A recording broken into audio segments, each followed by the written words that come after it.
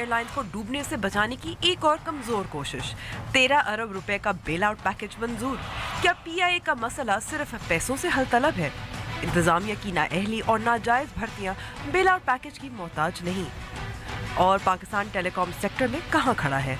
Telecom sector के मसाइल और हुकूमती पॉलिसियां, आम आदमी तक टेक्नोलॉजी के हुसूल, सब पर बात टेलीकॉम गुरु के साथ खुसूसी नशिस्त में। अस्सलाम वालेकुम एंड वेलकम टू न्यूज़वाइज। मैं हूं अंबर शमसी। गुज़िश्ता 13 सालों से पाकिस्तान इंटरनेशनल एयरलाइंस का हर साल माली नुकसान होता जा रहा है। आखिरी साल जब पीआईए ने मुनाफा कमाया था वो था 2004। और अगर पाकिस्तान मुस्लिम लीग नून के दौरे हुकूमत पर नज़र डालें तो 2013 में 44 बिलियन रुपए का नुकसान हुआ, 2014 में 32 बिलियन रुपए का, 2015 में 32.5 बिलियन रुपए का और अंदाजों के मुताबिक 2016 में 45 बिलियन रुपए का नुकसान। उसका यही मतलब है कि 2013 के बाद एयरलाइन की माली हालत बदतर होती जा रही है। इस बात से ही अंदाज़ा लगाया जा सकता है कि न्यूयॉर्क तक की परवाज़ मुअत्तल कर दी गई है, वो भी ऐसे वक्त जब सर्दियों की छुट्टियां होती हैं, बुकिंग्स भी ज़्यादा होती हैं। इन हालात में हुकूमत पीआईए को 13 बिलियन रुपए दे रहा है, लेकिन इस पैसे से वक्ती तौर पर हमारे कौमी एयरलाइंस की माली मुश्किलात जैसे कि कर्जे हल तो हो जाएंगे, लेकिन ये देर पा हल तो नहीं है। ये तो ऐसा ही है कि जैसे कि कैंसर का मरीज़ हो और उसे सर दर्द की दवा दी जा रही हो। 2011 में पीपल्स पार्टी की हुकूमत ने पीआईए को 20 बिलियन रुपए दिए थे, 2012 में 4.5 बिलियन रुपए दिए थे, 2013 में 7 बिलियन रुपए, 2015 में करीबन 9.5 बिलियन रुपए और 2016 में 22 मिलियन रुपए पीआईए को दिए गए थे।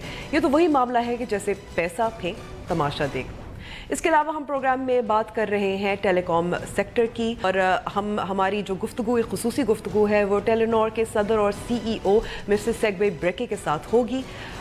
सुनेंगे कि जब पाकिस्तान में मोबाइल फ़ोन और मोबाइल इंटरनेट के इतने सारे सारफीन हैं, मिलियंस, तो हम म्यांमार जैसे छोटी आबादी वाले मुल्क से पीछे क्यों हैं?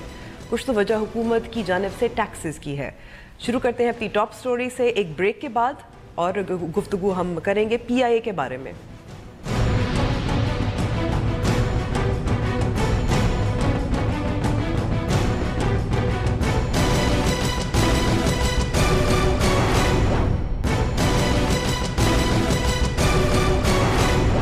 Welcome back to the show. PIA को हुकूमत की तरफ से 13 बिलियन रुपए का बेल आउट पैकेज दिया जा रहा है, उसकी मंजूरी हो गई है। लेकिन सवाल ये फिर पैदा होता है कि जब पीआईए के हालात इतने बुरे हैं, कई सालों से बुरे हैं, एक दिहाई से ज़्यादा हो गया है, तो पैसे देने से फ़र्क पड़ेगा? इस पर बात करने के लिए हमारे साथ मौजूद हैं पीआईए के साबिक एमडी आरिफ अब्बासी साहब और पाकिस्तान मुस्लिम लीग नून के रहनुमा जान अचकज़ई। बहुत बहुत शुक्रिया आप दोनों का वक्त देने का।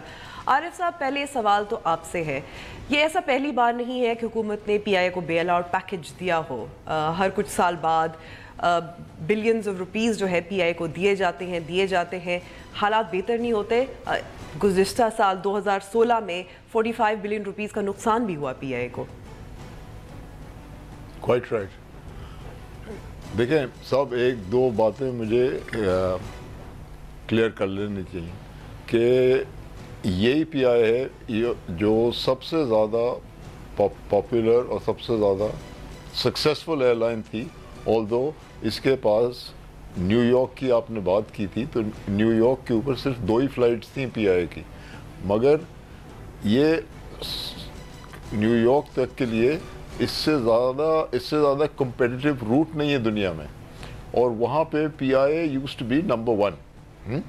और सीट फैक्टर अभी तक मुझे याद है, हम अखबार में डॉन में देते थे फ्रंट पेज पे कि हमारा सीट फैक्टर 67% होता था। उस वक्त ये नंबर 1 एयरलाइन थी टू न्यूयॉर्क। अब इसके साथ जो हुआ है और ये भी और आरिफ साहब, अब ये जो जब मुअत्तल हुई है सर्विसेज, परवाज़ जो मुअत्तल हुई है न्यूयॉर्क तक, ये ऐसा वक्त है जब ये हॉलिडे सीज़न होता है, बुकिंग्स तो ज़्यादा होती है। नहीं, बुकिंग तो होएगी, मगर देखिए अगर आप यील्ड मैनेजमेंट नहीं करेंगे तो जहाज़ तो भरा हुआ होगा, मगर उसके अंदर प्रॉफिट हो रहा है या लॉस हो रहा है वो तो आपको पता नहीं, वो तो बाद में पता चलता है कि ये तो लॉस हो गया। और इसकी बहुत सारी वजूहात हैं, उनमें से एक ये है कि पीआईए के जो की जो लेबर है, PIA का जो स्टाफ है पुराना वाला, उससे ज़्यादा अच्छा मैन पावर पूरे पाकिस्तान में नहीं है। और उसके साथ ज़्यादती हो रही है, इस किस्म की ज़्यादती हो रही है कि आप square peg in round whole डाल रहे हैं। अब वो जो ऊपर आदमी ला के बिठा देते हैं, उनको तो उन आपके स्टाफ को उससे कहीं ज़्यादा पता होता है बनस्बत उसके, और फिर वो नेचुरली फेल तो होगा, और क्या होगा। तो ये लीडरशिप है, इसकी क्राइसिस है लीडरशिप की, और उसी से सारी एयरलाइन का जो बैलेंस है वो बिगड़ जाता है। बहुत सारी ऐसी चीज़ें हुई हैं जिससे गिरवी रख दिए गई है एयरलाइंस के रूट्स को गिरवी रख दिए गए बैंक के साथ। फिर आप एड की बात कर रही थी आप, तो एड जो है वो इससे ज़्यादा डीमोरलाइजिंग चीज़ कोई नहीं है। वो मुझे याद है कि मुझसे भी कहा गया था एक ज़माने में कि आपको हम अगर 5 करोड़ की एड दे दें तो ये आप अभी आए तो इसको निकाल देंगे प्रॉब्लम से, इसलिए कि 18 बिलियन का ओवरड्राफ्ट था। मैंने कहा साहब अगर आप एड ही देंगे तो फिर तो बेकार है ना, एड से काम नहीं चलता, इसलिए कि फिर आप उसी के ऊपर डिपेंडेंट हो जाते हैं।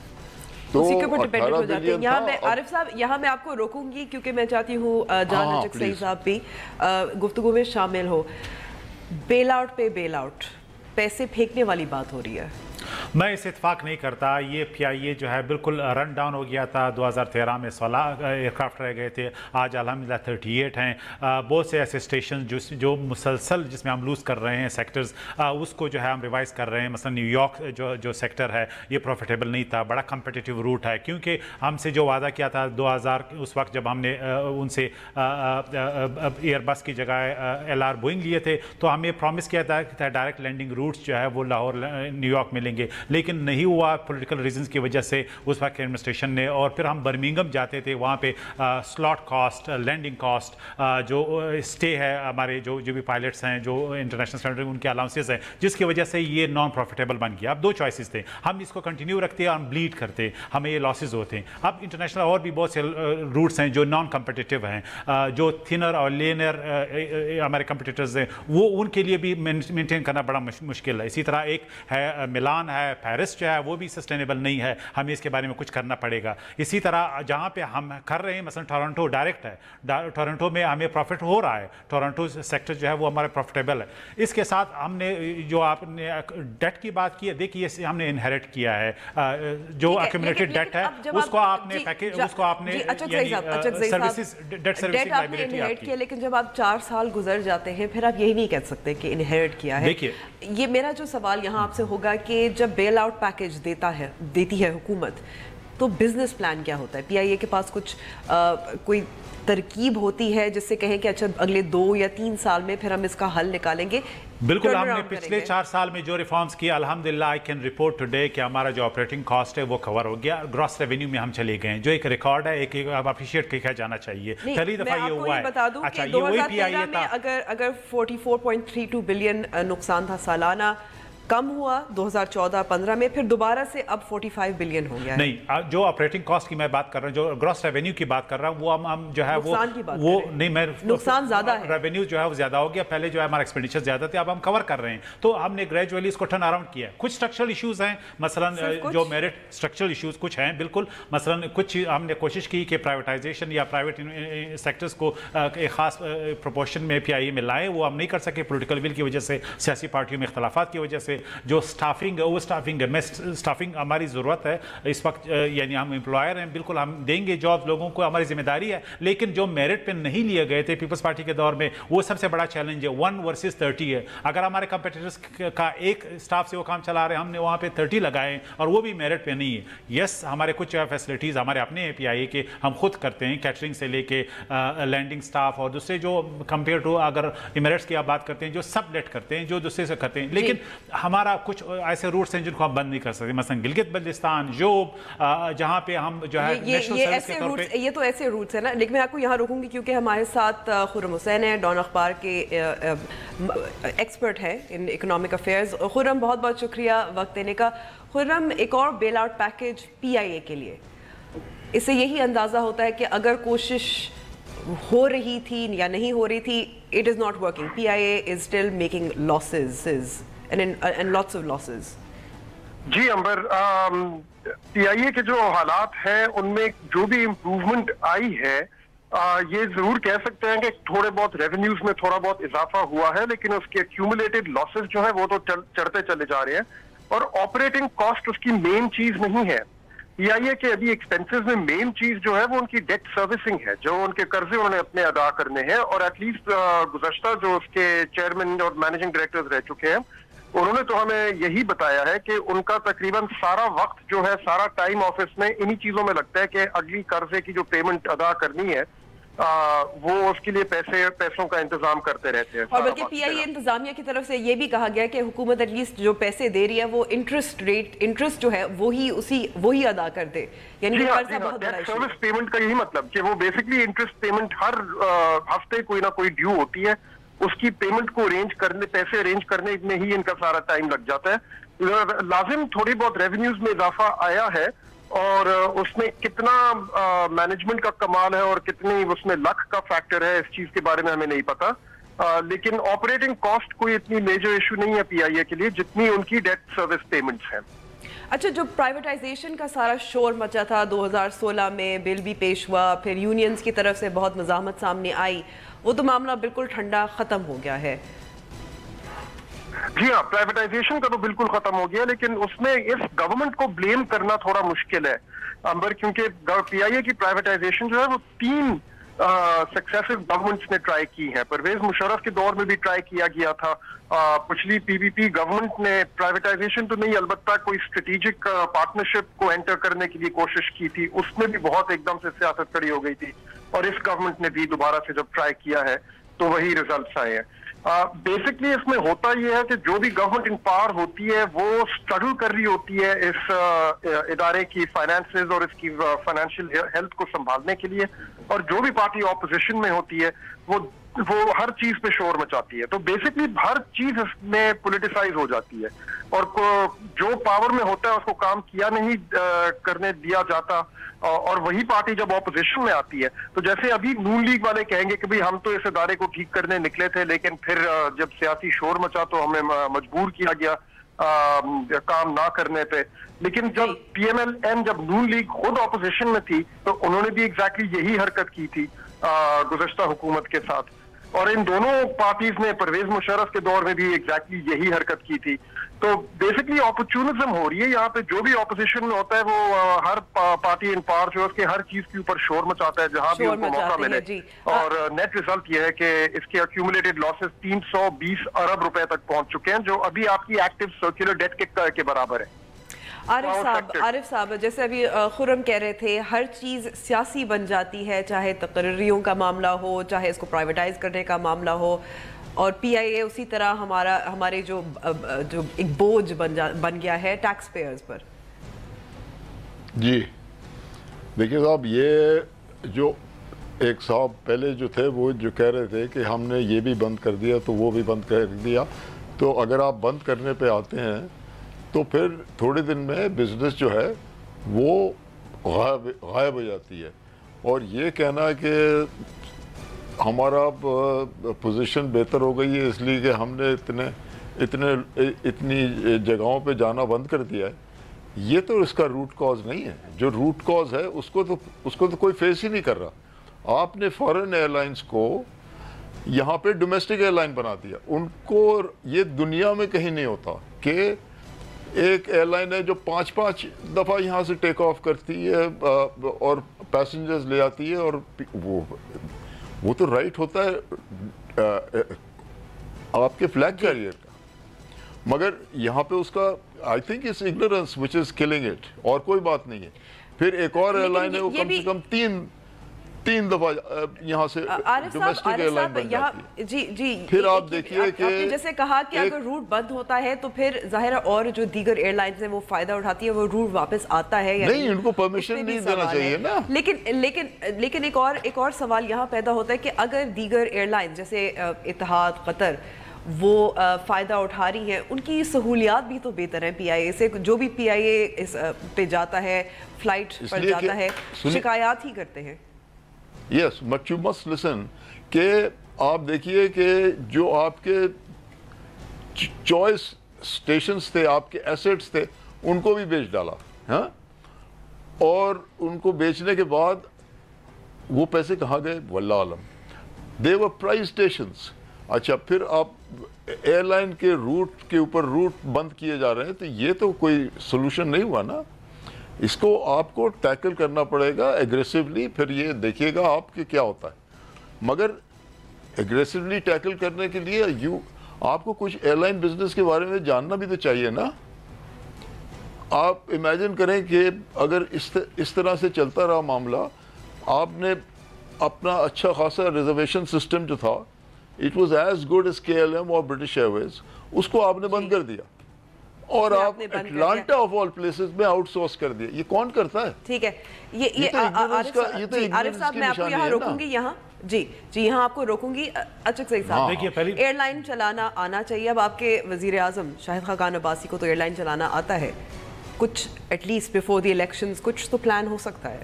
देखिए, पहली बात हुई है कि हम सिर्फ बंद नहीं कर रहे हैं, हम एक्सपेंड भी कर रहे हैं। सेंट्रल एशिया में हमारे एक्सपेंशन हुई है, लैटिन अमेरिका में हुई है, तो जहाँ पे प्रॉफिटेबल सेक्टर्स हैं वो हम इस्टेब्लिश कर रहे हैं। कुछ लैटिन अमेरिका में प्रॉफिटेबल बिल्कुल है, मतलब वो आपको स्टॉप ओवर जो भी आप कॉस्ट बढ़ाते हैं, तो यानी जो भी आपकी एक स्लेब है उसी के मुताबिक आ जाता है। लेकिन यहाँ पे वेस्टर्न डेस्टिनेशन बड़े कम्पिटिटिव हैं, जहाँ पे हमने लॉस किए मिडल ईस्ट में किए, वो हमारी वजह ये नहीं कि हमने कम्पिटिटर्स के साथ लॉस किए, वो हमारी ओपन स्काई पॉलिसी है। चूँकि हमारे ज़्यादा लोग जो है मिडल ईस्ट जाते हैं पंजाब से, KPK से, और कोई ख़ास वेस्ट इंटरेस्ट के तहत हमें ये किया गया माजी में, शाहीन एयरलाइंस है जिसको भी ऑब्लाइज किया गया, लेकिन जिसकी वजह से हमने एक प्रॉफिटेबल सेक्टर लूज़ किया। It's a big loss to PIA। अब PIA की नेशनल जिम्मेदारी भी है कि हम वो भी फाइनेंस करें जहाँ पे हम लॉस कर रहे हैं परमानेंट। अभी मुल्क में तकरीबन मोर देन 7 ऐसे डेस्टिनेशंस हैं जो परमानेंटली हम सिर्फ सब्सिडाइज कर रहे हैं, क्योंकि एक नेशनल कैरियर है। मसलन गिलगित बल्तिस्तान है, मसलन जोब है, मसलन गवादर है, मसलन तुर्बत है, ऐसे बहुत से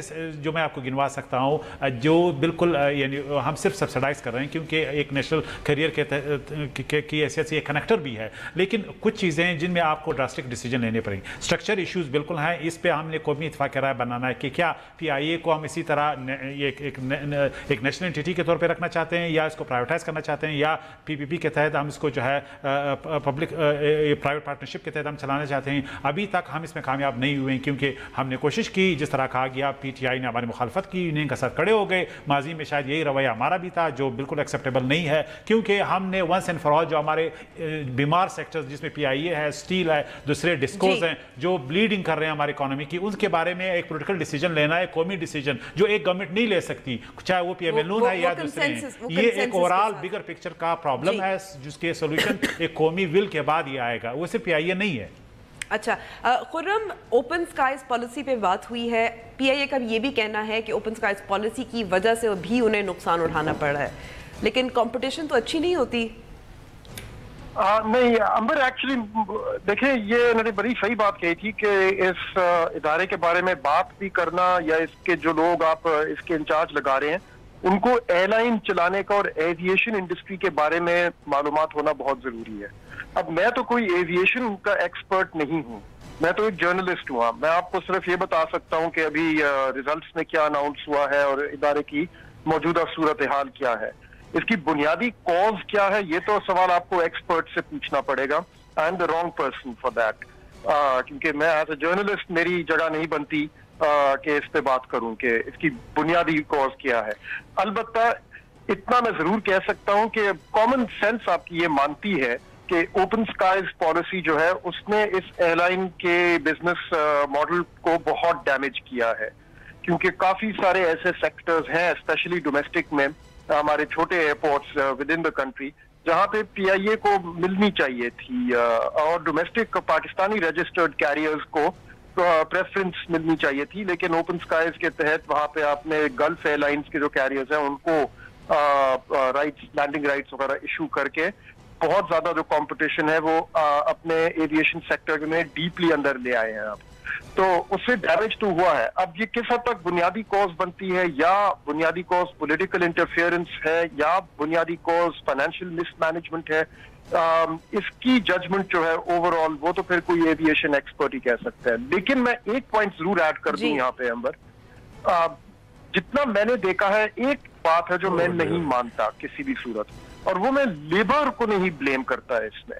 जो काफी किया जाता है कि इसमें लेबर यूनियंस जो है, इसका जो अमला है, इसके जो वर्कर्स हैं पीआईए के, उनको दे आर एट फॉल्ट, क्योंकि वो रैकेट्स चलाते हैं, उनकी तादाद बहुत ज्यादा हो गई है, उनकी पेरोल बहुत ज्यादा हो गई है।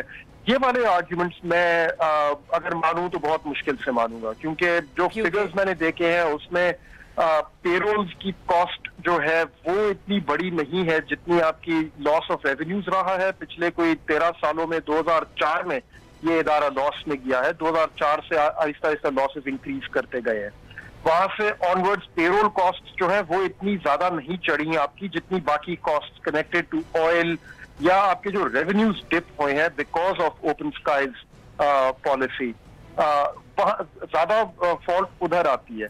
लाजिम अमले में भी कुछ फॉल्ट्स हैं, यानी कि कुछ रैकेट्स लाजिम चल रहे हैं, लेकिन उनकी स्केल इतनी बड़ी नहीं है कि आप कह सकें कि उन्होंने पूरे इदारे को डुबा लिया। तो लेबर को यहाँ पे ना एट फॉल्ट लाना, बस वो एक आर्ग्यूमेंट है जो मैं नहीं मानता। उसके अलावा बुनियादी कॉज ढूंढना तो फिर कोई एविएशन एक्सपर्ट्स कोई बैठा के जी अभी बल्कि आरिफ साहब से मैं यही पूछने जा रही थी। ओपन स्काइज पॉलिसी, कुछ गल्फ एयरलाइंस है जिनको तरजीह दी गई, उनको लैंडिंग राइट्स मिली, उससे भी पीआईए को हाल ही में नुकसान हुआ, स्पेशली खास तौर पे जब इतना वनरेबल है ऑलरेडी। ये आप मुझसे पूछ रही हैं ना?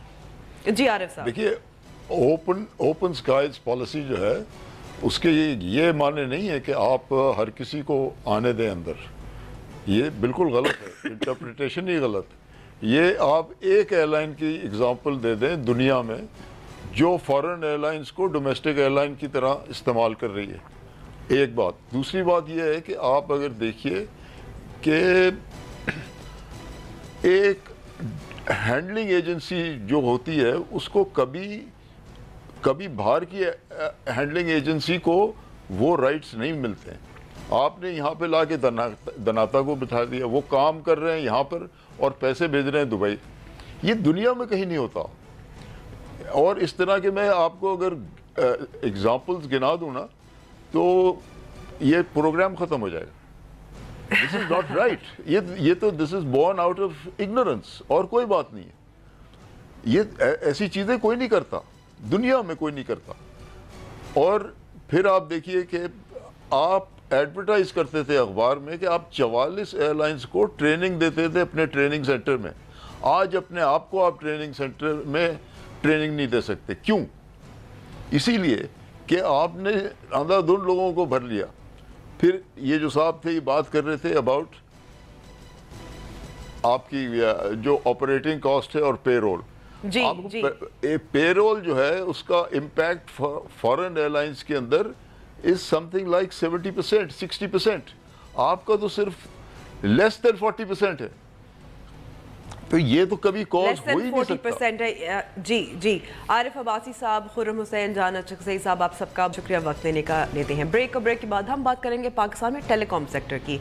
ऐसा क्यों है कि पाकिस्तान जिसकी आबादी म्यांमार जैसे मुल्क से ज़्यादा है, लेकिन इंटरनेट पेनिट्रेशन और मोबाइल फ़ोन का जो इस्तेमाल है सार्फिन वो ज़्यादा नहीं हो रहे, वो एक लिमिट तक पहुँच गए हैं।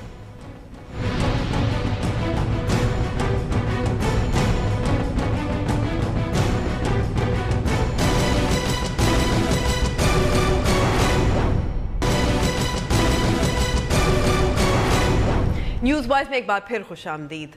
अब से कुछ देर पहले मैंने एक खुसूसी इंटरव्यू किया था CEO और प्रेसिडेंट टेलीनॉर ग्रुप के मिस्टर सिगवे ब्रेके से, और उनसे सबसे पहले सवाल मैंने यही किया था कि उनके लिए, टेलीनॉर ग्रुप के लिए पाकिस्तानी मार्केट कितनी अहम है अगर मुस्तकबिल की सरमायाकारी के हवाले से देखा जाए तो। Pakistan is a very important part of the Telenor Group. We are operating in 12 markets, and Pakistan is the second biggest, if I measure it in the number of customers, 40 million customers. It's only Bangladesh that is slightly bigger. But it's not only important because of that, it's also important because of the coming growth that we see. We see that still the percentage of our customers that are using data, it's still below 40%, so it's a long way to go. We see that our view is that only 55% of the 200 million population actually have a mobile connection, if you adjust for people having multiple SIM cards. So there's still a lot of people out in the villages that don't even have a phone. So for Telenor, which are focused on growth, this is one of the most important markets we have. But secondly, it's also important because we see a lot of digital innovation in Pakistan. And when I speak to people back in Europe about that, they say, what? And They're it's true. surprised. Yeah, they are surprised, but it's true. It's a lot of new startups we see here. It's digital innovation in the company. And we also see more and more Pakistanis actually coming home to Pakistan just because they want to be a part of the digital development of their countries. And that's why we, for example, are focusing on a farmer app here, trying to connect the farmers to information through digital tools. We are focusing on financial services, also digitally. These are some examples. And the third reason why it's important is that Pakistan, out of the 12 countries where we operate, is the country where we recruit most talents. Oh, really? This is where we find the best people. Because that we can use. one of the issues that a lot of people have with foreign investment or foreign companies coming into Pakistan is that, are they developing local talent? Are they promoting local talent? Are they hiring? Very much so. I don't have the numbers, but there's a lot of Pakistanis, very, very good young talent that have grown up in Telenor Pakistan and are now working in other business units. We have several in Myanmar, for example. We are in Thailand, we are in Malaysia, and several people in Europe, especially in Norway. So if I go to find where are the best analytical talents, it's Pakistan. Where I go to find the best number crunchers, that's in Pakistan. So in that sense, Pakistan also become a talent pool for us. Mm-hmm. But what do you think are the impediments to further growth? Is it because, as we know, and as you mentioned as well, that many people in Pakistan, they haven't made the switch over to smartphones, or they don't have phones, or there's a lot of potential, but we've hit a sort of stagnation point in terms of subscribers, etc. Well, I wouldn't use the word stagnation at all. As I said, we think that there are still another 50 million people in Pakistan that should have a mobile phone and currently do not have it. So there is still a long way to connect people to very basic services. And in addition to that, the smartphone penetration is around 30%, a little bit more than 30%. So it's only 30% of the mobile users that have a smartphone. So still a very, very long way to go. And what's for us, I think it's three things. One, we need to roll out a network, which we do together with our competitors, a 4G network. Two, it is to stimulate local content. Because at the end of the day, not everyone are using YouTube or Facebook or those type of services. They also want to have local content. And three, it's about handset. If I should give one wish I have to the government, it's do not put too high taxation on the handsets. Because then you make them too expensive for people to afford. So what we have seen now over the last couple of years, the handset prices for smartphones are falling quite dramatically. But when you're putting too much tax on this, that's a challenge. So hopefully most of the customers here can get a smartphone, and then you will see the data explode. Is taxation a problem? Because one of the things that we've seen in Pakistan is that the government tries to collect taxes. One of the ways it does it is indirectly, and obviously telecom usage, data, phone calls, it's an easy way for the government to collect taxes that it can't otherwise. Is that also an impediment? Yeah, short answer to that is yes. But let me start with a little bit more positive answer. I want to give a lot of credit to the Pakistani government and also the Pakistani regulator.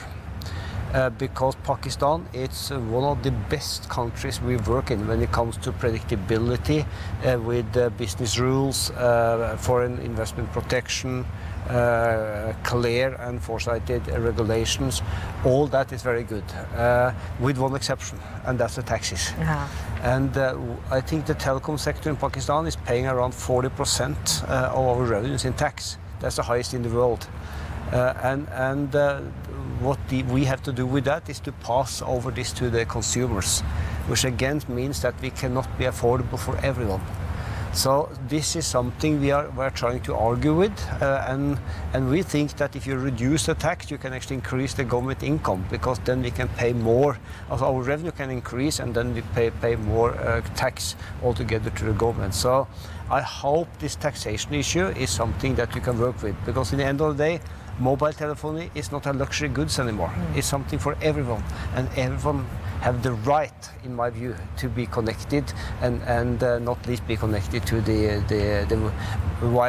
rest of the world on data connectivity. The government, especially provincial governments as well, they've been really pushing e-governance services that helping farmers, whether it's helping farmers or police or crime, things like that. Do you think that the Pakistani government realizes or is making the environment more conducive for digitization of the economy?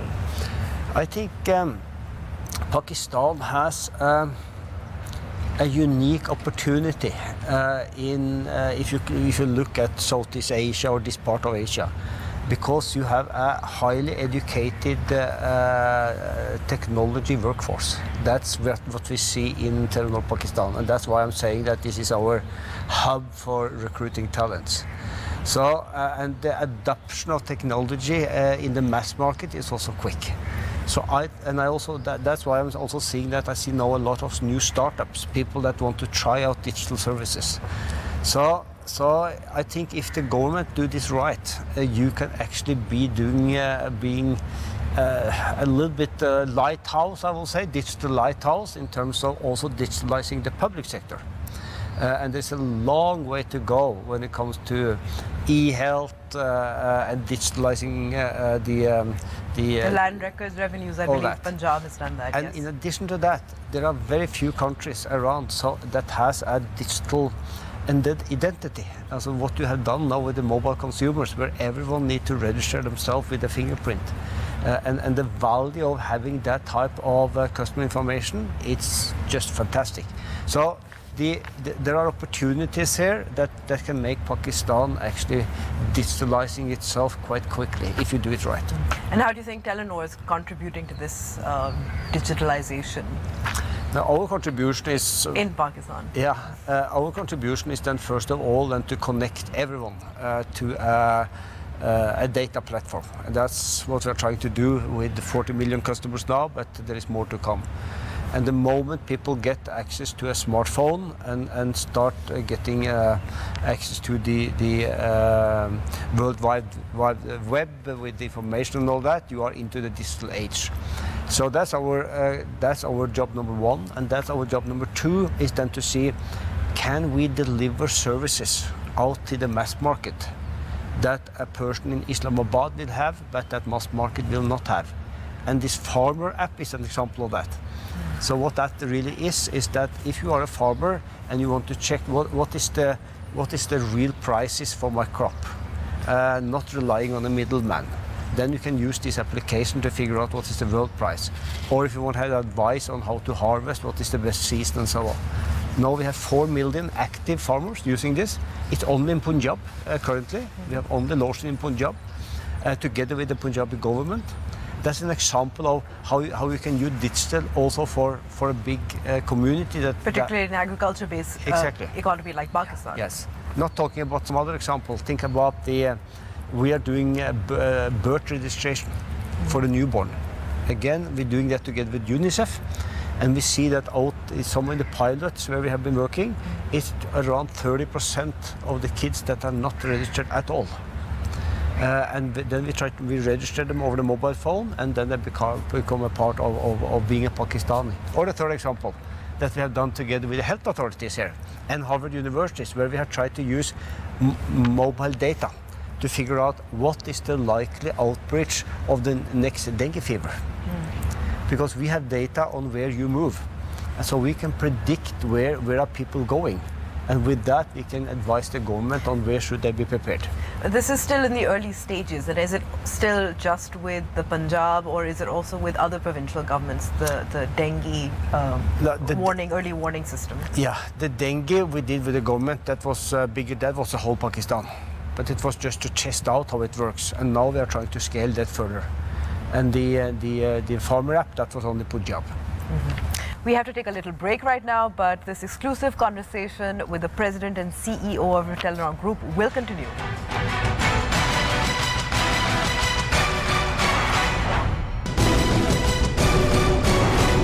Welcome back to the show. Okay, Pakistan was a little late to 3G, and only a few mobile operators now provide 4G as well. Do you think we're a little behind in terms of quickly adapting these, adopting these technologies? Parts of the world, they're using 5G. Not really. I think you are right where you are. I think, again, going back to the regulator, I think the way they have awarded the spectrum and licenses has been done in a very good way. So now all the operators, they can roll out 4G if they want, which we are doing, and our competitors are doing that well. And I think there, almost everything there is of digital services you can now do with a 4G network. You don't need the 5G. So on spectrum policies, license policies, I think the Pakistani government has been right on time, if I should use that word. But again, back to what you asked about on taxation. If we could bring up the percentage of a smartphone, that would be good. For example, in Myanmar, where we also operate, 60% of the population has smartphone. Why does Pakistan only have 30%? You shouldn't be falling behind that type of development. So on that part, you are a little bit late. Okay. Bringing technology to the masses, because we talked about the farmers as well. Do you think the government is doing enough working with telecom operators to make services inclusive? I could always say that it will never be enough, but I think we have a good dialogue, and I've used some examples there. We have dialogue with the Punjab government, local government. Actually in Punjab, with the farmer app, the government has decided to subsidize smartphones, such that the farmers can have a smartphone, just to support this type of application. 2017, how does Pakistan compare in the region with other countries where there might be a large volume of users or subscribers? How is it similar? How is it different? Yeah, in terms of, if I start with the penetration of the percentage of the population that have a mobile phone, you are still a little bit behind. It's only Pakistan and Bangladesh that are comparable. India is ahead, Myanmar is ahead, and the rest of the Southeast Asia. Even though Myanmar is a small country, yeah, a smaller population. Percentage-wise, percentage-wise, also how many percent of the population have a mobile phone, they're much higher. And in terms of digitalization, I think you are just about to take off.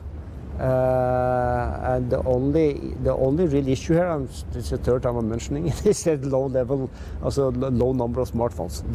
You are sticking out there. Other countries in the region are actually much higher of the population that are using a smartphone.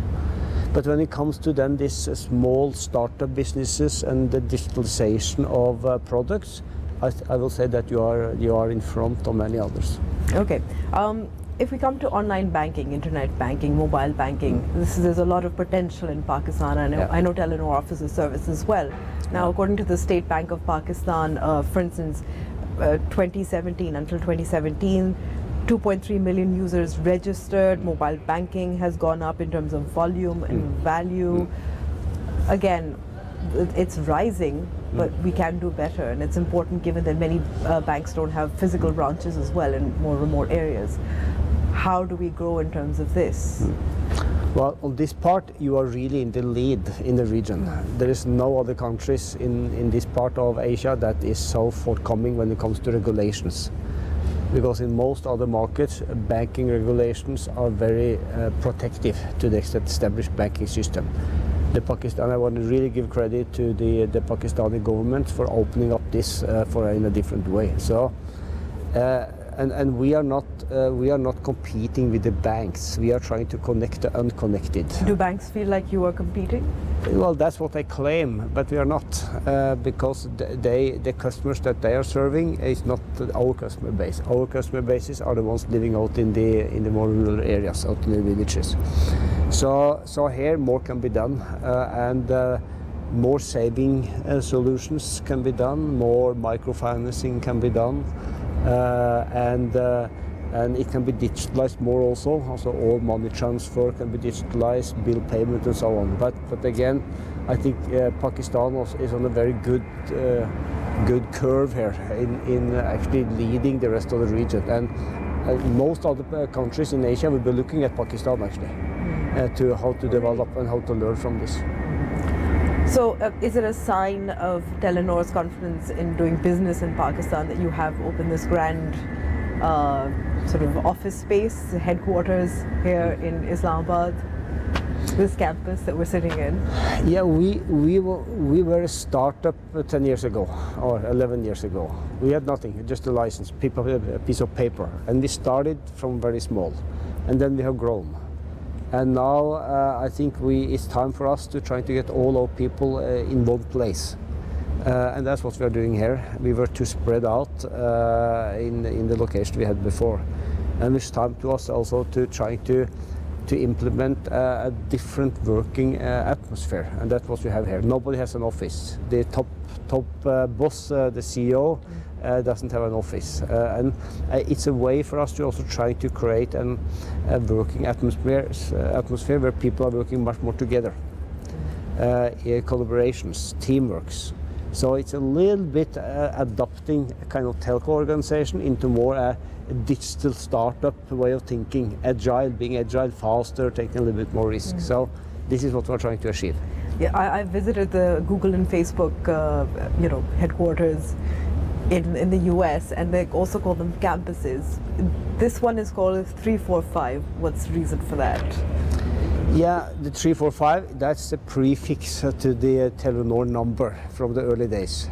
And we had actually a competition among our employees on what should we call it. And this was the name that a lot of people have a good memory about and a relationship to this, so that's the reason. And to the campus part, I don't think this is standing very much, being very much different from the campuses that we visited in the US. If you walk in here, it's a really cool office. It's open, it's a lot of light, and it's collaboration. Thank you so much for giving us time, talking to us, Mr. Bekke, and good luck for your future meetings and your operations in Pakistan. Thank you, and thanks so much for having me.